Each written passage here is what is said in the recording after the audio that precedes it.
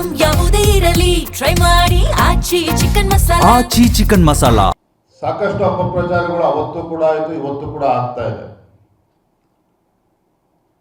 ಒಂದು ಜವಾಬ್ದಾರಿ ಸ್ಥಾನದಲ್ಲಿ ನಿಂತು ನಾನು ಮಾತನಾಡ್ತಾ ಇದ್ದೇನೆ. ಈ ಒಂದು ಪವಿತ್ರ ಕ್ಷೇತ್ರದಲ್ಲಿ ನಿಂತು ನಾನು ಮಾತನಾಡ್ತಾ ಇದ್ದೇನೆ. ನಾನು ಏನು ಮಾತನಾಡ್ತಾ ಇದ್ದೇನೆ ಅಂತಕ್ಕಂಥ ಅರಿವು ಕೂಡ ನನಗಿದೆ. ಏನು ಅಡ್ಡ ಮತದಾನ ಆದಾಗ ರಾಜ್ಯದ ಅಧ್ಯಕ್ಷರು ವಿಜಯೇಂದ್ರ ಮತ್ತು ನಾಡಿನ ಮುಖ್ಯಮಂತ್ರಿ ಡಿ ಕೆ ಶಿವಕುಮಾರ್ ಅವರ ವ್ಯಾವಹಾರಿಕ ಸಂಬಂಧ, ಡಿ ಕೆ ಶಿವಕುಮಾರ್ ಮತ್ತು ವಿಜಯೇಂದ್ರ ಮಧ್ಯೆ ಇರತಕ್ಕಂಥ ಆತ್ಮೀಯತೆ, ಎಲ್ಲೋ ಒಂದು ಕಡೆ ನಾನೇ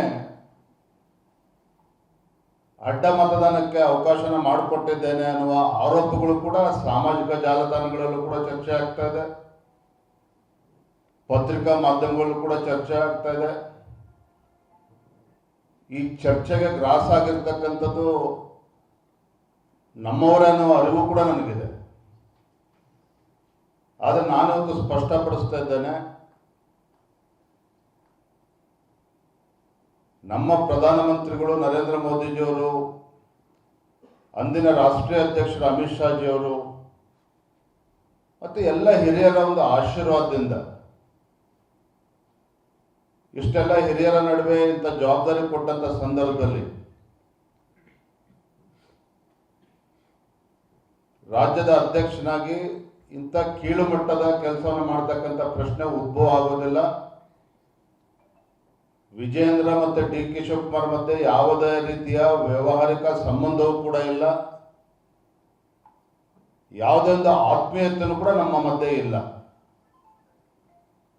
ಒಬ್ಬ KPCC ಅಧ್ಯಕ್ಷರಾಗಿ ಏನು ಗೌರವನ ಕೊಡಬೇಕಿತ್ತು ನಾನು ಕೊಟ್ಟಿದ್ದೇನೆ. ರಾಜ್ಯದ ಮುಖ್ಯಮಂತ್ರಿಗಳಿಗೆ ಏನು ಗೌರವನ ಕೊಡಬೇಕು ಕೊಡಲೇಬೇಕಾಗ್ತದೆ ಒಬ್ಬ ಶಾಸಕನಾಗಿ. ಅದು ಬಿಟ್ಟರೆ